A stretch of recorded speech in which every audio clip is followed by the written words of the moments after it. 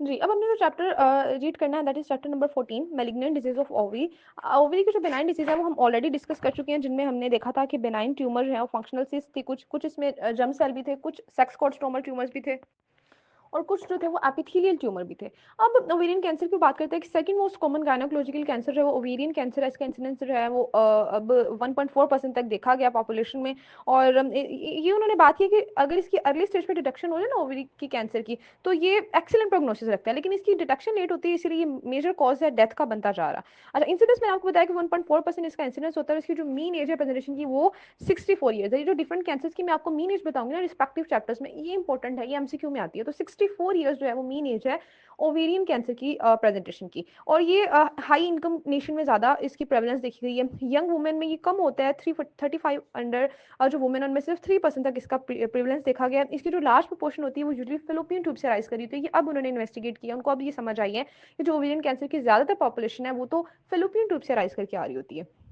अगर वुमेन को hereditary cancer हो, कोई हेरिडिटरी उसकी प्रीडिस्पोजिशन हो, तो फिर उसकी अर्ली प्रेजेंटेशन भी हो सकती है, 54 ईयर की एज में भी प्रेजेंट कर सकती है, वरना यूजली प्रेजेंटेशन 64 ईयर्स की एज में होती है। अच्छा, अब क्लासीफाई ओवेरियन कैंसर को किया है तो क्लासिफिकेशन आपको टू सम एक्सटेंट तो पहले ही आती है, क्योंकि हमने बेनाइन वाले चैप्टर में क्लासीफाई कर लिया था कि ओवेरियन ट्यूमर एपिथेलियल होंगे जो सबसे कॉमन है, उसके अलावा ये सेक्स कोड स्ट्रोमल होंगे और उसके अलावा ये जर्म सेल होंगे। ठीक है, तो यही क्लासिफिकेशन उसने की, लेकिन उसने कहा ये 3 क्लासेस तो वो है ना जो प्राइमरी ट्यूमर है, जो अराइज ही ओवरी से कर रहे हैं। एक एक क्लास वो भी हम बना लेते हैं जो मेटास्टेसिस करके आते हैं, यानी प्राइमरी ट्यूमर कहीं और प्रेजेंट होता है बट उनके मेट्स जो है ना वो ओवरी में आ जाते हैं। उनको कंकनबर्ग ट्यूमर का नाम दिया।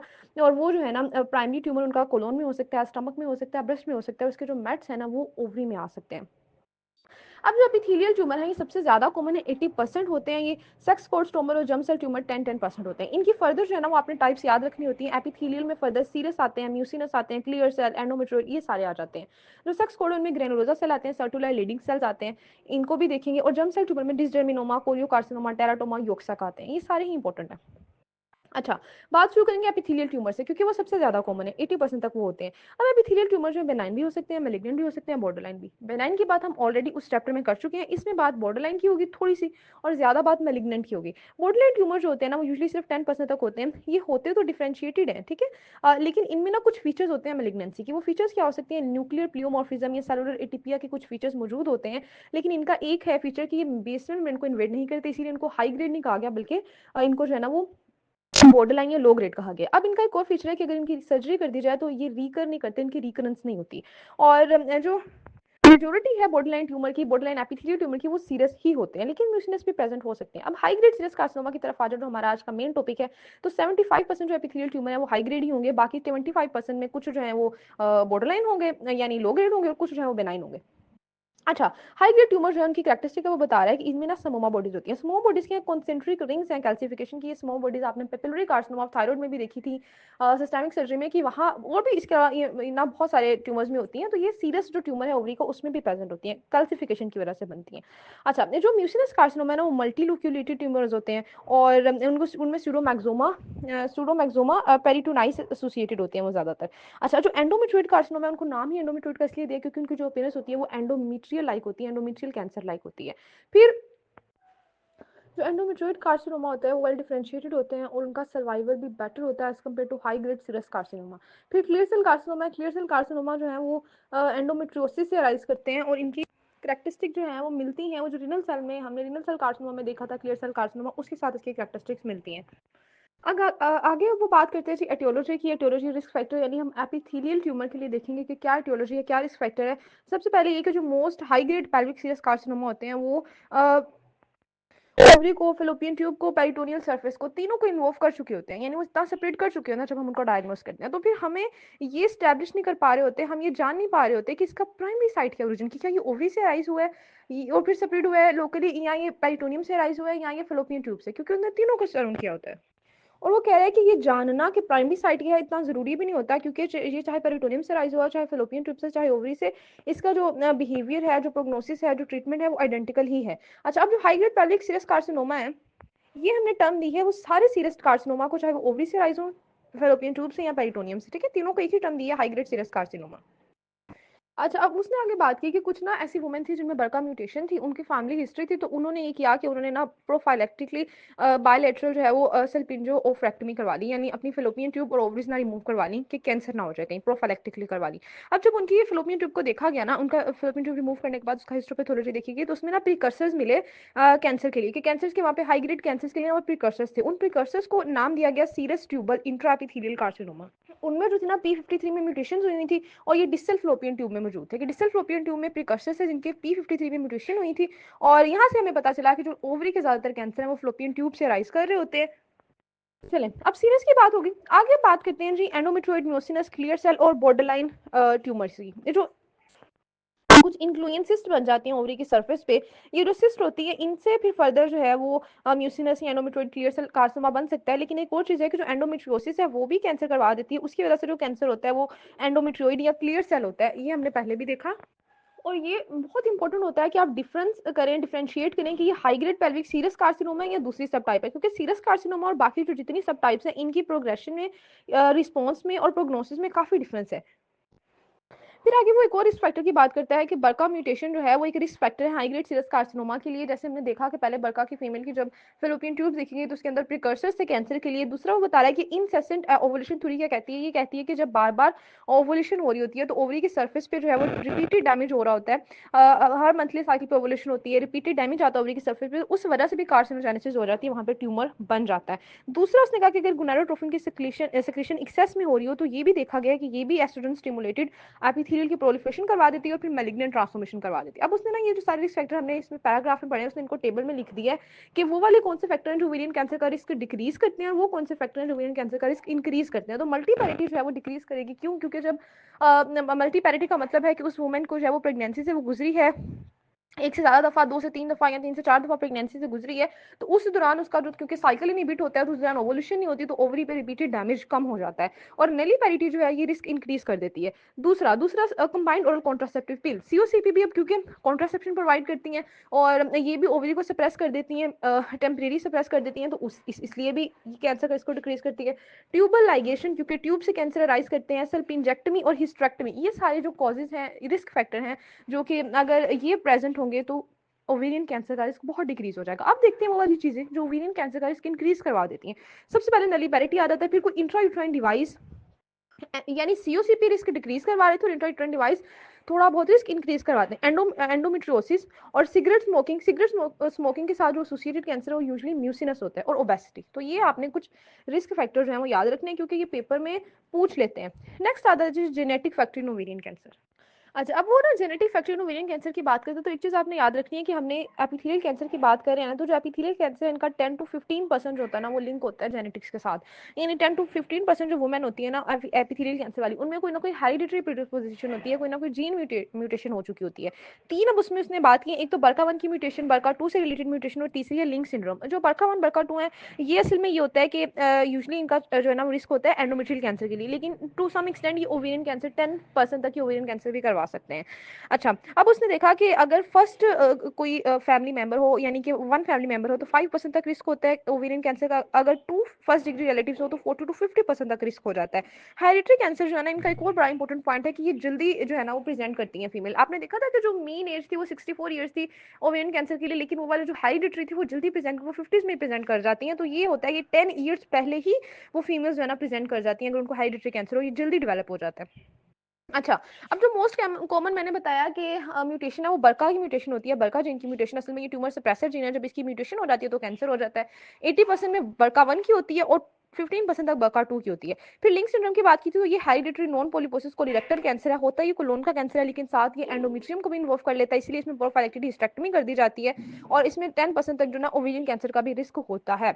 अच्छा, अब आगे बात करेंगे ओवेरियन कैंसर की प्रिवेंशन, हम कैसे प्रिवेंट कर सकते हैं ओवेरियन कैंसर को। तो वो वाली वुमेन जिनमें देखा जाता है कि इनमें बरका की म्यूटेशन है, उनका टेस्ट किया जाता है, बरका की म्यूटेशन पॉजिटिव आ जाती है, उनको भी कहा जाता है कि आप प्रोफाइलेक्टिक बायलेटरल सल्पिंजो ओफ्रेक्टमी करवा लें।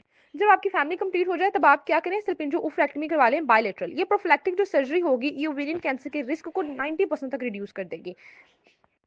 लेकिन आपने फेलोपियन ट्यूब और ओवरी को तो रिमूव कर दिया, बट पेरिटोनियम जो है वो स्टिल प्रेजेंट है, तो पेरिटोनियल कैंसर का रिस्क इसकी वजह से रिड्यूस नहीं होता। पेरिटोनियल कैंसर स्टिल उस वुमेन को हो सकता है, बट इससे 50% तक ब्रेस्ट कैंसर का रिस्क और 90% तक ओवेरियन कैंसर का रिस्क रिड्यूस हो जाता है बायोलेटरल सल्फिंजो ओफ्रेक्टमी से। आगे एक चीज़ है कि जो बरका एसोसिएटेड ओवेरियन कैंसर होते हैं, अगर वो फ़ैलोपियन ट्यूब में ओरिजिनेट करें, तो ये किया जा सकता है कि वुमेन की जो ना सिर्फ सेल्फ इंजेक्टमी कर दें प्रोफाइलेक्टिक, और ओफ्रेक्टमी अभी ना करें, क्योंकि अगर ओफ्रेक्टमी भी यंग एज पे कर दी ना 30s 40s में कर दी, यूजुअली जब बरका 1 होता है तो उसमें 30s में कर दी जाती है, मिड 30s में, और बरका 2 के केस में अर्ली 40s में कर देते हैं सर्जरी।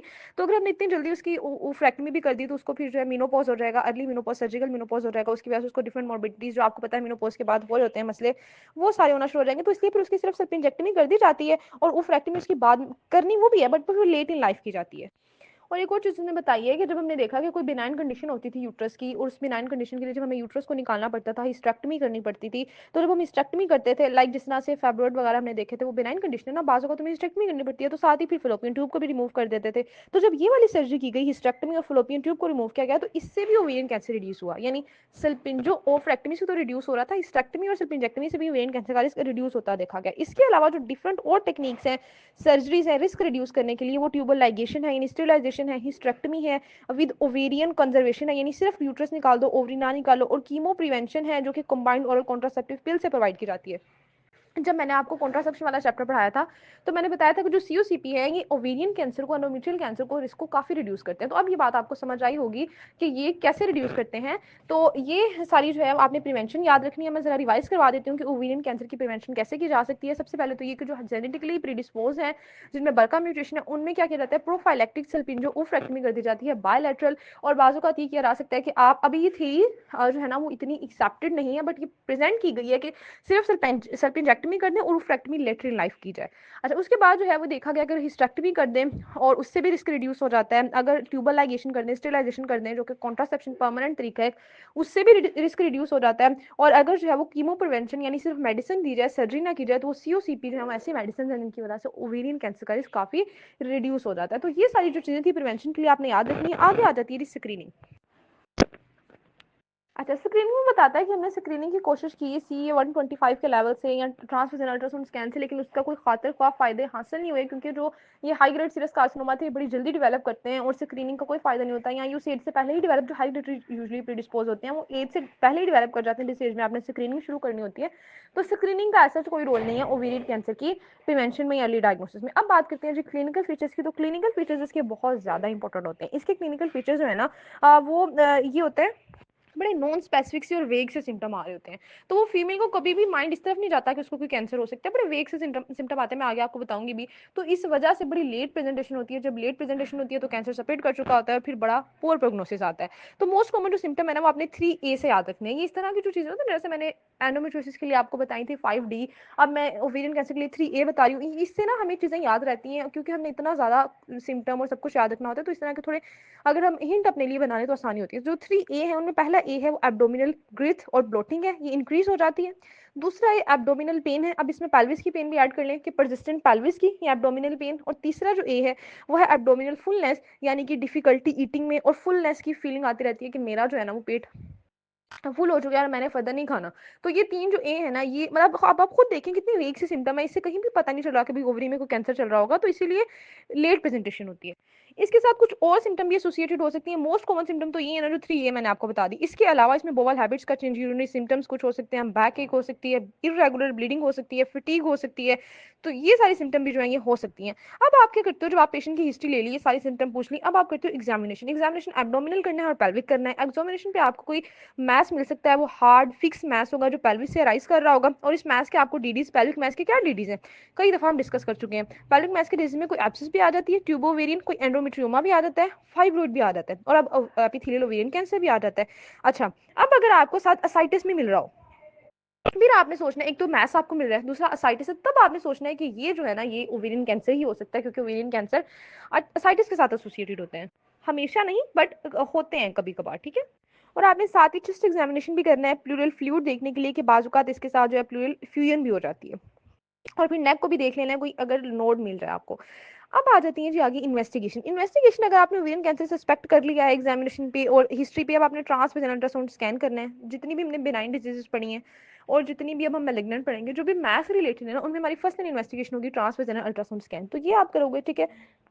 इसमें आपको पेल्विक मैस नजर आ जाएगा। फिर पेल्विक मैस की साइज, कंसिस्टेंसी, उसमें सॉलिड एलिमेंट कितने हैं, वो बायलैटरल है, यूनिलैटरल है, उसमें एसाइटिस तो नहीं है, साथ कोई एक्स्ट्रा ओवेरियन डिजीज तो नहीं है, ये सारी चीजें भी आपको अल्ट्रासाउंड में नजर आ जाएंगी।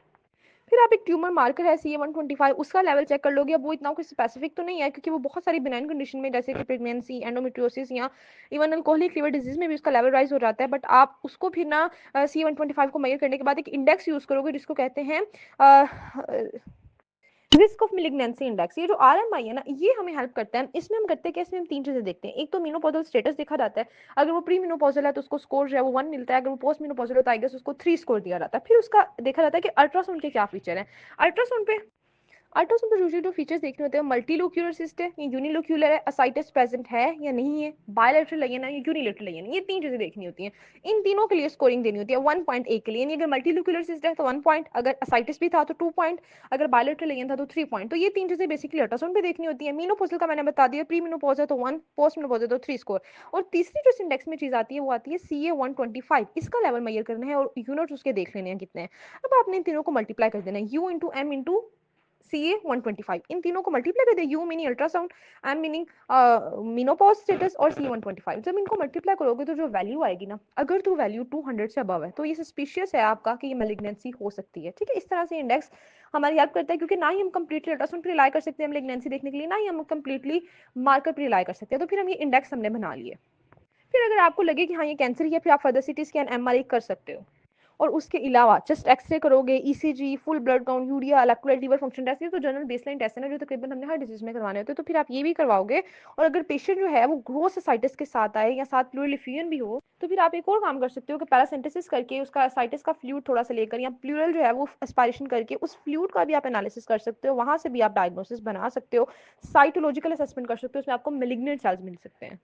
एंड वो बायोप्सी की बात करते हैं, वैसे तो हमें बायोप्सी की ऐसे जरूरत नहीं पड़ती, लेकिन कुछ ऐसे केसेस होते हैं जिनमें हमारा डायग्नोसिस सर्टेन नहीं बन रहा होता, इंडेक्स से कुछ भी हमें समझ नहीं आ रही हमें कि मैलिग्नेंसी है या नहीं है, या वो जो है ना वो आपको कीमोथेरेपी देनी होती है पेशेंट को क्योंकि वो सर्जिकली अनफिट होता है। तो उन केस में फिर पहले आप बायोप्सी करते हो, फिर आप कीमो की तरफ जाते हो, या फिर आप अपना डायग्नोसिस कंफर्म करते हो। तो बायोप्सी लैप्रोस्कोपिकली यूजली कर ली जाती है अल्ट्रासाउंड गाइडेंस में। और ये जो अब बायोप्सी लेनी कहाँ से, तो ओमेंटम जो होती है ना वो गुड साइट होती है। ओमेंटम एक गुड साइट है बायोप्सी ऑफ ओवेरियन कैंसर के लिए, ये MCQ पॉइंट है। आगे आ जाती है स्टेजिंग। स्टेजिंग फिगो सिस्टम है, यानी federation of gynaecology and obstetrics जो है इन्होंने स्टेजिंग की है ओवेरियन कैंसर की। अगर मैं आपको मेन स्टेज बताऊं तो 1, 2, 3 और 4 ये 4 स्टेजेस हैं।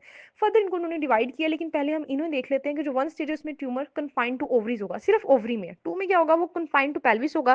3 में ये होगा कि वो एब्डोमिनल पेरिटोनियम पेरिटोनियम तक चला जाएगा। जैसे हमने देखा था ना कि यूजुअली कैंसर हम तभी डायग्नोस करते हैं ओवरी के जब वो पेरिटोनियम, ओवरी और फेलोपियन ट्यूब तीनों को इन्वॉल्व कर चुके होते हैं। तो 3 स्टेज में वो पेरिटोनियम तक चला जाएगा, या रिट्रोपेरिटोनियल और इंग्वाइनल लिम्फ नोड को इसने इन्वॉल्व कर लिया होगा। और 4 स्टेज में वो डिस्टेंट मेटास्टेसिस कर चुका होगा, ठीक है, प्लूरल हो या लिवर पेरेन्काइमा वहां तक चला जाएगा। अब अगर 1 स्टेज को फर्दर डिवाइड करें तो 1A, 1B, 1C, 1A में जो है वो सिर्फ एक ओवरी में होगा, और 1B में वो दोनों ओवरीज में होगा, लिमिटेड टू बोथ ओवरीज। लेकिन 1A और 1B दोनों केसेस में कैप्सूल इन्वॉल्व नहीं हुआ, कैप्सूल इंटैक्ट है और कोई एक्सटर्नल ट्यूमर नहीं है, कोई असाइटिस नहीं है। लेकिन 1C जो होता है ना, इसमें 1 ओवरी हो या 2 ओवरी हो, चाहे दोनों हो चाहे एक हो, लेकिन ट्यूमर जो है वो सरफेस ओवरी पे आ जाता है, एक्सटर्नल आ जाता है, कैप्सूल रप्चर हो जाता है और असाइटिस हो जाता है।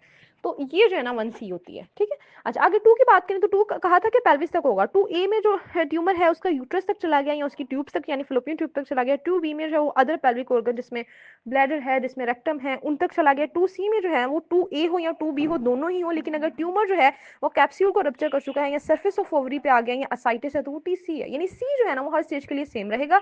C हम तब कहेंगे जब वो असाइटिस कर देगा और असाइटिस में आपको मेलिग्नेंट सेल्स मिलेंगे, या वो सरफेस ऑफ ओवरी पे होगा या ओवरी का कैप्सूल रप्चर कर देगा। ठीक है, अच्छा थर्ड स्टेज में थी कि वो पेरिटोनियम तक चला गया। तो 3A है कि अगर जो ट्यूमर है वो आपको पेल्विस में ग्रोसली लिमिटेड है और नेगेटिव नोड्स है, मतलब रिट्रोपेरिटोनियल या इंग्वाइनल नोड अभी तक नेगेटिव है। ठीक है, लेकिन पेरिटोनियम इन्वॉल्व हो गई है और हिस्टोलॉजिकल पेरिटोनियम तक है, ग्रोसली नजर नहीं आ रहा हमें पेरिटोनियम में, ग्रोसली वो सिर्फ पेल्विस तक ही है। 3B में होगा कि एब्डोमिनल इंप्लांट्स हैं वो ग्रोसली नजर आना शुरू हो गए, उनका डायमीटर 2 सेंटीमीटर से कम है।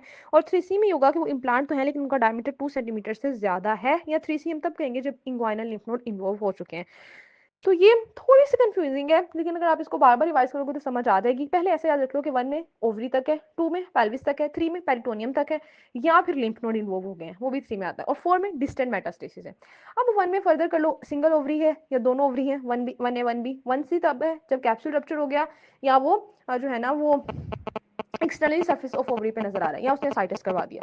फिर 2 था कि कन्फाइंड टू पेल्विस है, तो इसमें ये कर लो कि अगर कन्फाइंड टू पेल्विस है और यूट्रस और फेलोपियन ट्यूब को से इन्वॉल्व किया तो 2A है, अगर दूसरे पेल्विक ऑर्गन को इन्वॉल्व किया तो 2B है, और अगर उसने जो है वो असाइटिस करवा दिया या ओवरी के कैप्सूल को रप्चर कर दिया तो वो 2C है। 3 में देख लो कि अगर वो सिर्फ जो है ना पेल्विस तक है, ग्रोसली पेल्विस तक है, हिस्टोलॉजिकल बेसिस पे वो पेरिटोनियम में आ चुका है, लेकिन उसने जो है ना वो लिम्फ नोड को इन्वॉल्व नहीं किया तो वो 3A है। अगर उसने लिम्फ नोड को इन्वॉल्व कर लिया या उसका इम्प्लांट 2 सेंटीमीटर से ज्यादा है तो वो 3C होगा। और 3B क्या है कि ग्रोसली इन्वॉल्व है बट 2 सेंटीमीटर से कम डायमीटर है। ओके हो गया, तो ये मैंने आपको 2 दफा करवा दी है, अब आपने इसको खुद से याद कर लेना। आगे आ जाती है जो मैनेजमेंट। मैनेजमेंट सबसे पहले तो सर्जरी आती है।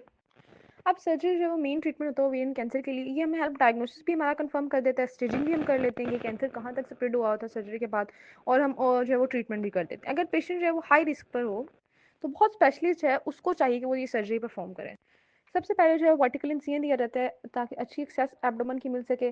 फिर असाइटस और पेरिटोनियल वॉशिंग्स जो होती हैं उनको सैंपल किया जाता है, ठीक है, उनकी सैम्पलिंग की जाती है। फिर total abdominal hysterectomy, bilateral salpingo-oophorectomy perform कर देनी है और साथ ओमेंटेक्टमी कर देनी है, ठीक है, इन सब चीज़ों को निकाल देना है। और फर्दर आपने डी बल्किंग करनी पड़ सकती है आपको, जैसे बोवल को निकालना पड़ सकता है, पेरिटोनियल स्ट्रिपिंग करनी पड़ सकती है, स्प्लीनेक्टमी करनी पड़ सकती है। जहाँ पे भी आपको ट्यूमर मिल रहा है, क्योंकि हम स्टेजिंग भी कर रहे हैं ना सर्जरी पे, जहाँ पे ट्यूमर मिल रहा है वहाँ से आपने उसको रिमूव कर देना है। लिम्फ नोड डिसेक्शन कर देनी है।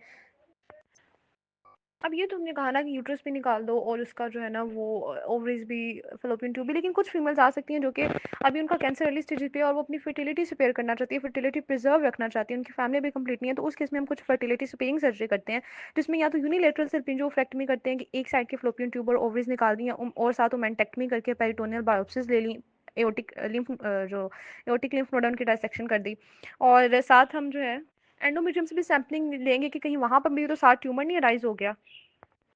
और दूसरा आपने याद रखना है कि ये सिर्फ तब करनी है अगर फर्टिलिटी प्रिजर्व करनी है, वरना मेन जो इम्पोर्टेंस है वो कंप्लीट डीबल्किंग को और कंप्लीट जो है ना वो क्लियरेंस को ही दी जाती है। अच्छा, जिसमें जो हमने पहले देखी है। अब आ जाता है जी, अगर पेशेंट जो है वो सर्जिकली अनफिट है या वो अनविलिंग है, वो नहीं करवाना चाह रहा, या आपने देखा है कि भाई कैंसर इतना स्प्रेड कर चुका है कि आप कभी भी उसकी कंप्लीट डिबल्किंग नहीं कर सकते, उसको पूरा बॉडी से नहीं निकाल सकते, तब हम कीमोथेरेपी की तरफ जाते हैं। अब आपको याद है ना कि हमने कहा था कि अगर हमने कीमोथेरेपी चूज करनी है, पेशेंट अनफिट है सर्जिकली, तो फिर हम लैप्रोस्कोपी करेंगे उसकी स्टेजिंग के लिए, क्योंकि अब हम डायरेक्टली उसके लैप्रोटमी तो कर नहीं सकते, फिर हम लैप्रोस्कोपी से स्टेजिंग करेंगे और फिर हम उसकी कीमोथेरेपी करेंगे।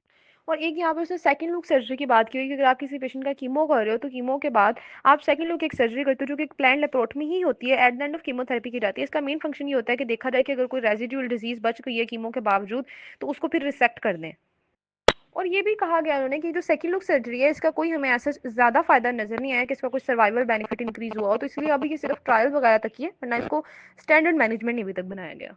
फिर आगे उसने जो है वो surgical management of ovarian cancer पे पूरा बॉक्स बना दिया है, उसको रीड कर लेते हैं कि surgery combined with platinum based chemotherapy is the main stay of treatment, यानी अगर किसी पर्सन की आपने सर्जरी करनी भी है तो उसको साथ प्लैटिनम बेस्ड कीमोथेरेपी दी जाती है। इससे जो डिजीज का रिलैप्स है ना ये बहुत कम हो जाएगा। अच्छा, अब आपका सर्जरी का एम ये है कि सर्जरी आपने तब करनी है जब आप कंप्लीटली कैंसर को रिमूव कर रहे हो, कंप्लीट साइटो रिडक्शन या ऑप्टिमल साइटो रिडक्शन है, यानी 1 सेंटीमीटर से अगर कोई रेजिडुअल है भी तो 1 सेंटीमीटर से कम बचना चाहिए, ठीक है। और अगर ट्यूमर जो है वो बोवल स्प्लीन पेरिटोनियम को इन्वॉल्व किया हो या डायफ्राम को इन्वॉल्व किया उसको तुम निकाल देते हैं, जैसे हमने देखा था स्प्लीनेक्टमी करनी पड़े कर देते हो, मेंटेक्टमी कर देते हैं। लेकिन बाज़ औक़ात में डिजीज जो है ना उसने पोर्टा हेपेटिस को या बोवल मेजेंट्री को इन्वॉल्व किया होता है, तो तब जो है ना फिर हम उसको रिसेक्ट नहीं कर पाते। और साथ ही उन्होंने फिनोमिना बताया है जो कि शायद पैराग्राफ जब हम पढ़े थे तब हमसे मिस हो गया है कि अब ये किया जाता है कि 3 साइकिल किए जाए कीमोथेरेपी की, यानी न्यू एडजमेंट सर्जरी से पहले 3 साइकिल कीमोथेरेपी क्यों, उसके बाद डीबल्किंग सर्जरी की जाए। इसके भी बड़े अच्छे इफेक्ट देखे गए हैं, इससे भी जो है ना काफी अच्छा सर्वाइवल मिला है और लेस मोर्बिडिटी है। तो इसमें क्या कीमोसिस का थोड़ा साइज कम करेंगे, अगर वो ज्यादा फैला हुआ हो तो फिर ये करते हैं कीमोसिस का साइज कम करेंगे और फिर डीबल्किंग सर्जरी कर देंगे, ठीक है। चलिए अब कीमोथेरेपी की बात करते हैं। कीमोथेरेपी अब यहाँ तो प्राइमरी ट्रीटमेंट होता है हमारा। प्राइमरी ट्रीटमेंट ये उस केस में होता है कि अगर पेशेंट अनफिट है सर्जरी के लिए या अनविलिंग है, और दूसरा हम इसको सर्जरी के साथ अर्जेंट भी रख सकते हैं, सर्जरी के साथ मिला भी सकते हैं, वो हम तब करते हैं अगर हमने रिलैप्स को कम करना हो, ठीक है। इससे जो है ना वो क्लिनिकल जो रिमिशन है वो प्रोलॉन्ग हो जाती है, सर्वाइवल प्रोलॉन्ग हो जाता है। फर्स्ट लाइन जो कीमोथेरेपी होती है वो होती है जी कॉम्बिनेशन प्लैटिनम कंपाउंड का उसको पैक्लीटेक्सेल के साथ, मतलब प्लैटिनम कंपाउंड प्लस पैक्लीटेक्सेल, ये हमारी फर्स्ट लाइन कीमोथेरेपी होती है। आउट पेशेंट बेसिस पे यूजुअली हम पेशेंट को ये दे रहे होते हैं। और प्लैटिनम कंपाउंड जो है मोस्ट इफेक्टिव कीमोथेरेपेटिक एजेंट है ओवेरियन कैंसर में। होती है क्या, ये हैवी मेटल एजेंट होते हैं जो कि डीऑक्सी राइबोन्यूक्लिक एसिड यानी डीएनए की स्ट्रैंड का क्रॉस लिंकेज करा देंगे और सेल की रेप्लिकेशन को बंद कर देंगे। जब सेल की रेप्लिकेशन बंद हो जाएगी तो फिर कैंसर खत्म हो जाएगा। अच्छा, जो कार्बोप्लेटिन है ना, वो मेन प्लेटिनम कंपाउंड है जो आजकल यूज किया जा रहा है, क्योंकि इसकी टॉक्सिसिटी बहुत कम है, रीनल टॉक्सिसिटी बहुत कम है और नोजिया भी कम, मतलब इसके साइड इफेक्ट्स कम है एज कम्पेयर टू बाकी ड्रग्स, और ये इफेक्टिव उतना ही है जितनी बाकी ड्रग्स है। जो डोज होती है कार्बोप्लेटिन की वो कैलकुलेट करते हैं on the basis of GFR, ठीक है। अच्छा, पैक्लीटेक्सेल की जो बात करें, पैक्लीटेक्सेल जो है वो कैसे काम करती है, वो माइक्रोट्यूब्यूलर डैमेज करती है। तो अगर पैक्लीटेक्सेल कोई प्लैटिनम कंपाउंड के साथ जो कि डीएनए को जो है वो क्रॉस लिंक करवा के रेप्लिकेशन को रोक रहे थे, उनके साथ मिला के दे रहे हैं तो बड़े अच्छे रिजल्ट आते हैं। ये ना माइक्रोट्यूब्यूल को डैमेज कर देती है पैक्लीटेक्सेल, और ये भी रेप्लिकेशन और सेल डिवीजन इस तरह से बंद हो जाती है। लेकिन पैक्लीटेक्सेल जो है ना, ये total loss of all body hair करवा सकती है। फिर आगे उसने बिवेसिजुमाब की बात की हुई कि मोनोक्लोनल एंटीबॉडी है, ठीक है, against vascular endothelial growth factor, ये एंजियोजेनेसिस को इनहिबिट करती है। इसको भी देखा गया, ये भी सर्वाइवल को इम्प्रूव करती है, रिकरेंस को रोकती है। अगर इसको पैक्लीटेक्सेल और प्लाटिनम कंपाउंड के साथ मिला के दें, मतलब ये 3 ड्रग्स हो गई, बिवेसिजुमाब। अच्छा, अब अगर हम अभी वैसे जो मैप के साइड इफेक्ट्स देखें तो साइड इफेक्ट्स में आ रहा है कि हाइपरटेंशन करवा देते हैं, डिलेड वोंड हीलिंग या जीआईटी की परफोरेशन करवा सकते हैं, आर्टीरियल थ्रोम्बोएम्बोलिक इवेंट्स हो सकते हैं। तो ये इसके साइड इफेक्ट्स हैं। फर्स्ट लाइन ट्रीटमेंट पे कभी भी अभी ये ड्रग नहीं दी जाती क्योंकि इसके कॉस्ट इशूज हैं, काफ़ी महंगी होती है। रिकरेंट डिजीज के ट्रीटमेंट के लिए अभी इसे रखा गया कि अगर रिकरेंट डिजीज हो तब इसे यूज़ किया जाता है। जब कीमोथेरेपी एक दफ़ा कंप्लीट हो जाए तो फिर पेशेंट का जो है ना वो सिटी स्कैन करवा लिया जाता है कि असेस कर लिया जाता है कि उसका क्या रिस्पॉन्स आया कीमो को उसने, प्रोग्नोसिस उसका क्या रहा। फिर पेशेंट का फॉलोअप करना है। फॉलोअप में आप पेशेंट को जब बुलाएंगे तो क्लिनिकल एग्जामिनेशन करेंगे, इसका CA-125 मेजर कर लेंगे। और CA-125 जो है ये यूजुअली क्लिनिकल सिम्टम आने से पहले ही राइज करना शुरू कर देता है। अगर किसी को रिकरेंस हो ना तो CA-125 पहले ही ऊपर जाना शुरू रहता है, बाद में उसको क्लिनिकल रिकरेंस होती है, ठीक है। लेकिन जो डिजीज है वो जब रिकर कर जाए तो फिर ट्रीटमेंट आप पलिएटिव भी दे सकते हो, फिर दोबारा से सर्जरी वगैरह वो सारा नहीं किया जाता। प्रोग्नोसिस की बात करें तो मैंने पहले ही बताया था कि अगर अर्ली डायग्नोसिस हो जाए, उसको अर्ली ट्रीट कर दें, अर्ली स्टेज पे ट्रीट कर दें तो फिर इसका प्रोग्नोसिस अच्छा होता है। अब मैं यहाँ पे 2 टेबल्स बने हुए हैं, एक टेबल में उन्होंने प्रोग्नोस्टिक फैक्टर बताया और दूसरे में सर्वाइवल। ये आपने दोनों टेबल्स करने हैं। पहले 14.5 वाला देखते हैं कि जो प्रोग्नोस्टिक फैक्टर ओवेरियन कैंसर के लिए वो उसकी स्टेजिंग आ रही थी, किस स्टेज पे थी डिजीज, रेजिडुअल डिजीज का वॉल्यूम क्या था अगर आपने सर्जरी की, तो मैंने कहा कि 1 सेंटीमीटर से भी कम रेजिडुअल वॉल्यूम होना चाहिए। हिस्टोलॉजिकल टाइप और ग्रेड क्या था ट्यूमर का, और एज क्या थी प्रेजेंटेशन पे, ये 4 बहुत इंपॉर्टेंट प्रोग्नोस्टिक फैक्टर है। सर्वाइवल रेट अगर देखें तो अगर फर्स्ट स्टेज थी उसका सर्वाइवल 5 ईयर सर्वाइवल 80 to 90% होता है, सेकंड स्टेज पे 5 ईयर सर्वाइवल 65 to 70% होता है, थर्ड स्टेज पे 30 to 50% और फोर्थ पे 15%, यानी 15 30 फिर 60 फिर 80, इस तरह से आप याद कर लें। अच्छा, आगे जो आपने टॉपिक करना है that is sex code stromal tumour. ये जो ट्यूमर है ना, ये 10% तक ओवेरियन ट्यूमर का बना रहे होते हैं, मतलब बाकी जो मोस्ट कॉमन थे वो तो एपिथेलियल थे ना, लेकिन 10% तक सेक्स कोड स्ट्रोमल ट्यूमर भी होते हैं। और बाकी हम देखेंगे कि 10% तक जर्म सेल ट्यूमर भी होते हैं। सेक्स कोड जो स्ट्रोमल ट्यूमर है, इनमें आपको मैंने बताया था कि कौन कौन से आ रहे हैं, इनमें इनमें ग्रेनुलोसा सेल आते हैं, सर्कुलर लेडिंग सेल्स आते हैं। वैसे तो इनमें मेलिग्नेंट पोटेंशियल लो होता है, इतना मेलिग्नेंट ये नहीं होते, इतना सेपरेट नहीं करते, लेकिन इनकी जो मोर्बिडिटी होती है ना वो यूजुअली होती है जो हार्मोन बना रहे होते हैं।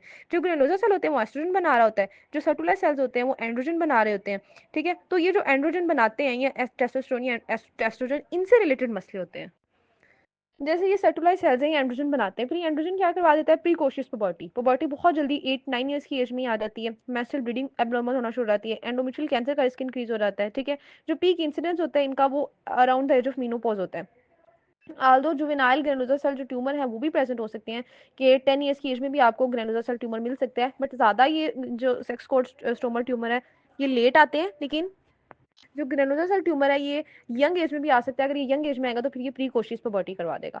अब उन्होंने कहा है कि जो सबसे कॉमन इनमें से वो ग्रेनुलर सेल ट्यूमर ही होते हैं। फीचर्स की अगर बात करें तो सिग्निफिकेंट जो परसेंटेज इन ट्यूमर की उनमें हार्मोन प्रोडक्शन की मैनिफेस्टेशंस आती हैं, क्योंकि मैंने बताया कि इनका अपना मेलिग्नेंट पोटेंशियल तो लो होता है, लेकिन ये हार्मोन की वजह से डिफरेंट मैनिफेस्टेशंस करा देते हैं। वो मैनिफेस्टेशंस क्या है, irregular bleeding, menstrual bleeding, post menopausal bleeding या प्रीकोशियस पुबर्टी, अगर यंग गर्ल में है तो प्रीकोशियस पुबर्टी बना देंगे। और जो ग्रेनुलर सेल ट्यूमर है वो एक लार्ज मैस के तौर पर प्रेजेंट कर सकते हैं, पेन के साथ, अगर अगर टोरियन या हेमरेज हो गया तो पेन के साथ भी प्रेजेंट कर सकते हैं। ये जो थे ग्रेनुलर सेल ट्यूमर। अगर सर्टल है